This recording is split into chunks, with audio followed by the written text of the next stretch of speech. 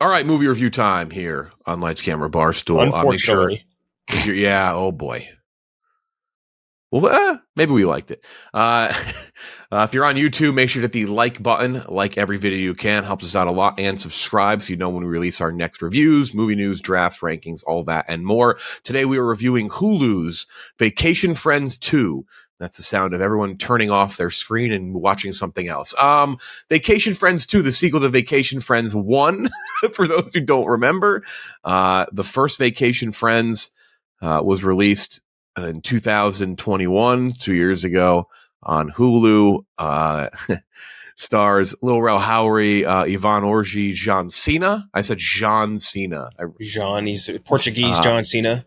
Meredith Hagner in the lead roles, and then Steve Buscemi in this movie in a new role. A couple years after the events of the previous movie, Marcus and Emily invite Ron and Kyla, played by John Cena and Meredith Hagner, to a 5-day vacation in the Caribbean, while Marcus secretly has a scheduled meeting with the Korean owners of the hotel. The arrival of an unexpected guest throws the whole trip into chaos.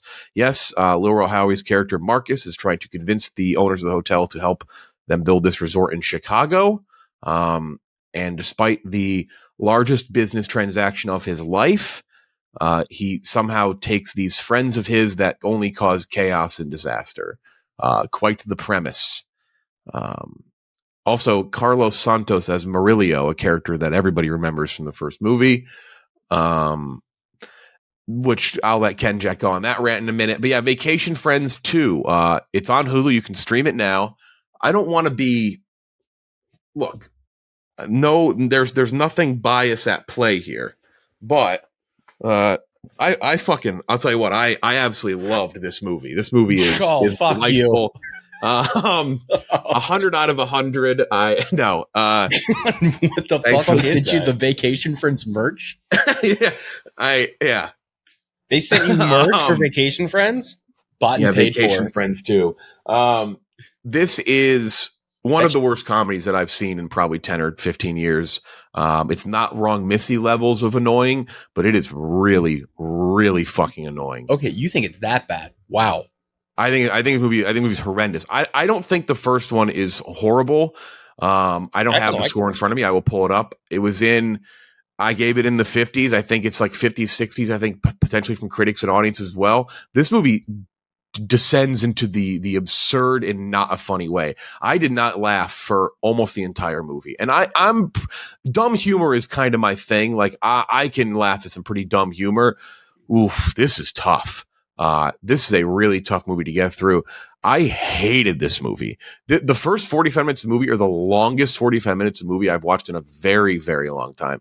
7 out of 100. This is an abysmal comedy. I hated this. I hated this movie. It's 2023, and a large chunk of this movie's joke is cryptocurrency, which I know crypto is relevant, but it feels like that was shit written like 4 years ago. It's just, tough. Scam coin, baby. Scam coin. That was tough too. Like the jokes.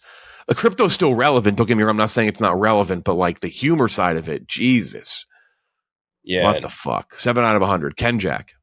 It was a rough one to watch because like I kind of liked the first one, and I remember when we reviewed it, I was like, this is like maybe the most pleasant surprise I've had out of a movie in a while, because like nothing about the trailers, about the premise, like any of it seemed funny, and it was like there was a lot to like about the first movie, and I think maybe because there's a little care put into it. Yeah, and this sequel was just made way too quickly, and it was way closer to like I would say like an actors want to go on an Adam Sandler vacation movie to Hawaii, which is what I know we were just talking about that before we recorded. It's the most Happy Madison movie that isn't Happy Madison, which is ironic because when I was watching this, I was like, they're supposed to be in the Caribbean, and I was like, they are not in the Caribbean. Like, it is so obvious they are not in the Caribbean, and they're like somewhere in the Pacific. And it turns out they shot in Hawaii. Mm-hmm. And when I was looking at the filming locations, they used for the airport and a couple other places the Hawaii Convention Center, which is used almost exclusively for Adam Sandler movies when he films movies in Hawaii, which is just fucking perfect. And also, this movie has Steve Buscemi in it, which is an Adam Sandler classic guy. There's not a lot to say about the movie. Like the jokes aren't funny. Everything's a bit more funny, a bit more tired, and like nobody is putting in as much effort I would say like everyone's just kind of like the gears shifted back, and the only good thing I could say is like Cena's still the star, and his comedic instincts are incredible, and the fact that he's like this big massive behemoth makes everything he does funnier. But other than him, it's like what do you get like what's redeemable about this movie? Like nothing. I think the one redeemable thing, and this is what the strength of the first one was, and I liked it quite a bit too. I was at like I think a 65, 70 in that area. They have great chemistry together. Like the four main stars. Yeah. I think they work together really well. They play off each other. And my biggest thought while watching this was like, damn, I wish they didn't run back Vacation Friends. And I wish they had just gone the Happy Madison route. Bring back the whole cast, but do something completely different. You ran the well dry on Vacation. Like, we don't need more Vacation Friends. Like, so just what would you give it, Ken Jack? I gave it a 28. And I forgot to mention, too, something very funny that I noticed within the opening, like, 10 minutes of this movie is like, they expected us to retain a lot of lore from the first movie. They did not explain anything. Like, yeah, there's Morello. I was like, who the fuck is Morello? We'll definitely get more into that in cons, because that was a huge note that I had as well. Robbie, your score? I'm at a 40, but it's really just built like it's built off. It was not the hardest thing to watch. I don't think it was like miserable to watch, but it wasn't funny. I was also sitting in an airport watching this, which doesn't. I feel like that. So it's definitely a failing grade average from us. It's a failing movie. Let's get into cons then first. That's Kenjak. That's the one I want to talk about. Just never a good sign when you got to pause the movie to watch the last movie's trailer and read the Wikipedia quickly to make sure you remember who some like this is not Avengers. You shouldn't have to remember certain little things for such like a throwaway comedy like this. Crazy. Yeah, it's not even like we're going like Hangover to Hangover 2. Like Vacation Friends was not on the level of success of something like some insane dynamo comedy that everyone was like lining up to watch. Like your audience here is what? People who see it on the banner page. There's no one who's like, I can't wait for Vacation Friends 2 to drop. I fucking love the first one. No one was really there. No. You gotta give us a little more something, because like you can't expect us to remember that much lore from Vacation Friends. Great comedies. For the most part, like sequels to great comedies, like all-time comedies, usually aren't very good. Like comedy sequels are impossible to do. And they did it for Vacation Friends. Yeah. And they did it in like that. Like it feels like they wrote this whole movie in like an overnight. You know what I mean? The whole concept of the Murillo character watching their kid, it was supposed to play as a big funny thing.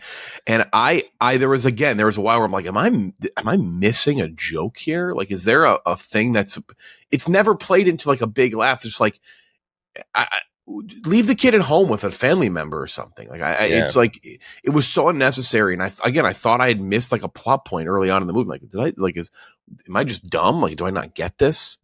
So many little things like that. They needed him there to play like El Chapo at the end or whatever the comp was supposed to be. Also, when, like, he gets to fools the drug dealer, who was the dude from The Wire, who was mailed that one in. This movie's way too long, by the way. Yeah, way too long.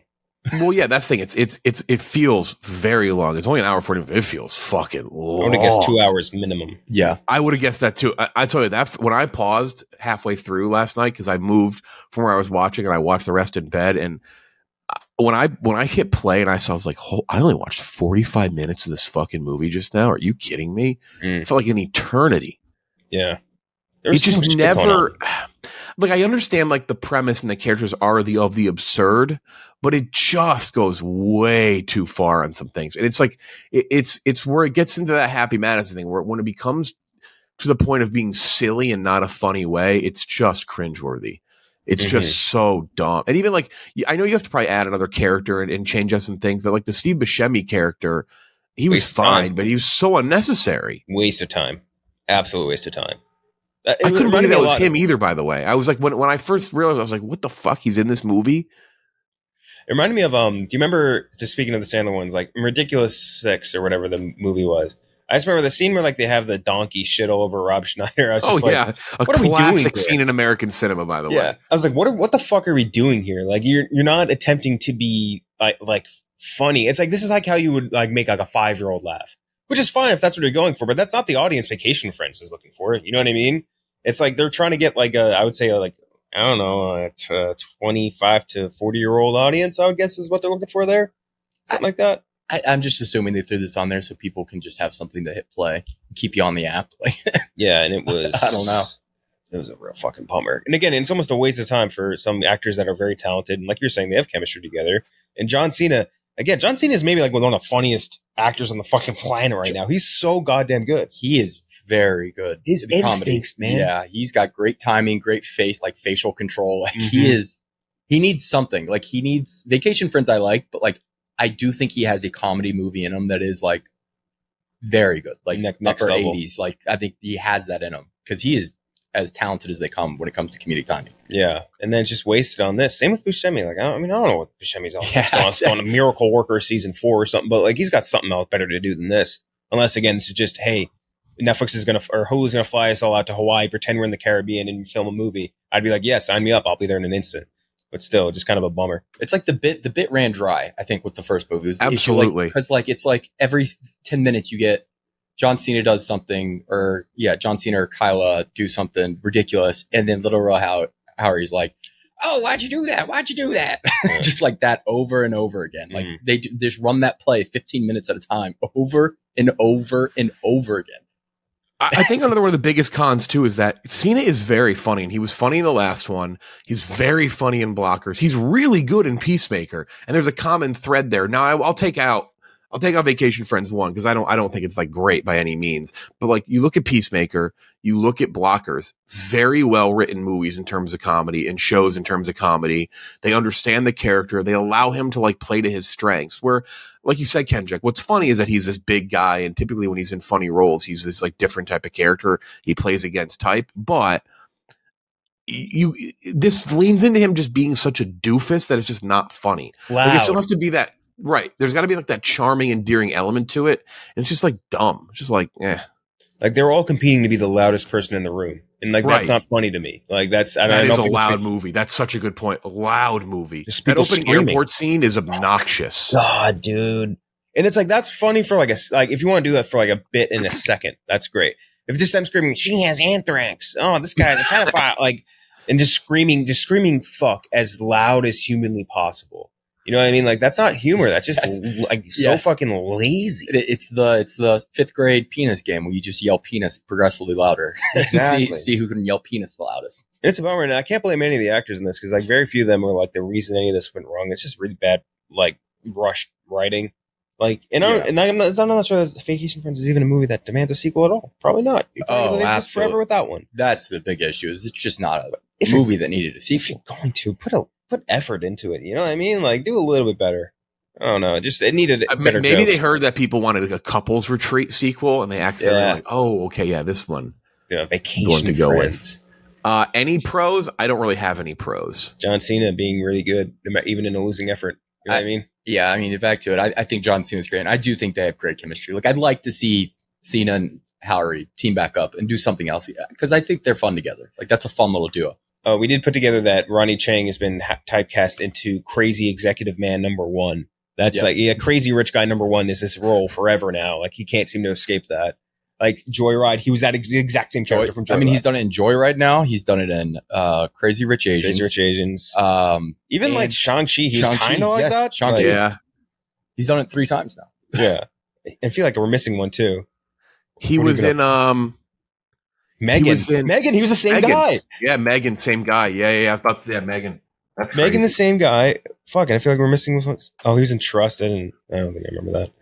Yeah, dude, he's just that guy. That's his character now. Fuck, man, that's a bummer for. I mean, he's still funny. He's very in like all these things anyway, but still, he was in Young Rock. Shout out to Ronnie Chang. Who do you play in Young Rock? Greg Yao. I don't know what the reference is to that. So, shout out to Ronnie Chang. Funny actor. Yeah, not a lot of positive there. A John Cena rock comedy team up. The Rock's not funny. Yeah, I don't think The Rock's funny enough. I think John Cena would run circles around him. Yeah, it would be like embarrassing for The Rock because he would look so bad by comparison. Actually, has John Cena ever acted alongside another former wrestler? Yes, he absolutely. In those early movies like the Marine and shit, I'm sure they had like some C-list dude playing the thug or something. Like, man, that would be a John Cena Batista. There you cook those gas. There we go. Because those are 2 big, fucking massive dudes that are great at comedy. That would be awesome. Make it happen. Come on. I was going to say Vince, but he's not. Vacation Friends 3. Bring in a wrestler. That's what we need. Just one more wrestler. You don't think they would, right? What for Vacation Friends 3? They got more dignity than that, right? I mean, the first one got a sequel, and it wasn't like it was all that great. So this one's getting power bombed in reviews, though. Oh, if this was on Netflix, they would have already announced that it got 50 trillion views. So I mean, true. Hulu will presumably be more transparent. What is John Cena's finishing move? what was his signature move? He's wrestling. F5. No, he's not F5. He's. God damn it! Making me look it up. The most Vacation Friends, the most viewed movie of all time. No, Hulu doesn't do the that attitude shit. adjustment. The attitude adjustment. Yeah, that one is cool. Yeah, the movie it's getting horrible reviews, so I would imagine. Rightfully so, man. This was like a Happy Madison adjacent type of deal. Like it really, really was. Yeah. Which is a bummer. Yeah, it's the reviews are still really fucking bad for this. It's on Hulu though if you want to watch it. Final thoughts. I think a big time no recommendation for me. Huge in no. The single digits for rating. I thought this was horrific. It's one of those ones where like I only put them in the single digits if I was like angry that I had to finish it. I was more just like I just feel like I wasted a lot of time. You know what I mean? Like there's some redeemable points here and there, but like I feel like I wasted a lot of time watching that movie. Yeah, I mean the biggest problem is it's just not funny. Yeah. It just isn't funny. That's always the biggest problem with a comedy is when it's just simply not funny. There's like you could sit here and talk about the acting. You could talk about like how it doesn't really matter. It just needs to be funny, and it wasn't. Like that's what it really boils down to. Can't not be funny. It's like the number one rule of a comedy. Yeah. Next thing on our docket here seems to be the Equalizer 3. 3 Equalizer? Yeah, potentially Bottoms as well, but Equalizer 3 is the next big thing out. Is that and that is coming out for sure, right? Yeah. Mm-hmm. Is that theater or is that streamer? All I know is that's in theaters. Yeah, they played the trailer before. I saw Oppenheimer again the other day, so they're banking on that. That trailer gets a little pop every time it plays. He's out in Italy. Yeah. That's all I remember is that he's out in Italy for some. What the fuck is his name? Well, actually, the beginning of the Equalizer 3 trailer feels like the beginning of the Haunting in Venice trailer, which comes out in 2 weeks as well. I keep confusing them when I see them in theaters. So, Bottoms, we should probably do too. Yeah, so things on the docket ahead: Bottoms, Equalizer 3, The Nun 2, My Big Fat Greek Wedding 3. We have to review. We are contractually obligated to review any movie with Joey Fatone. Yeah, you have a fucking My Fat Greek Wedding towel behind you. I do. Mm-hmm. It's a Joey Fatone bobblehead. Yeah.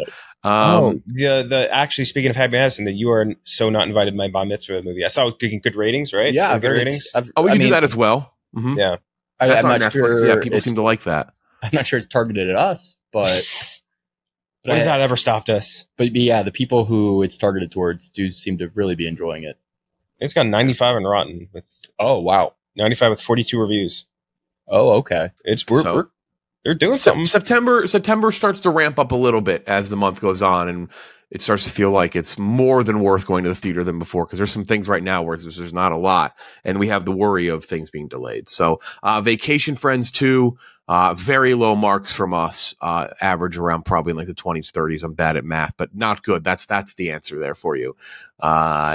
Make sure to hit like and subscribe on all videos if you're watching on YouTube. For Ken, Jack, and Gooch, I'm Jeff D'Lo. We will talk to you next time.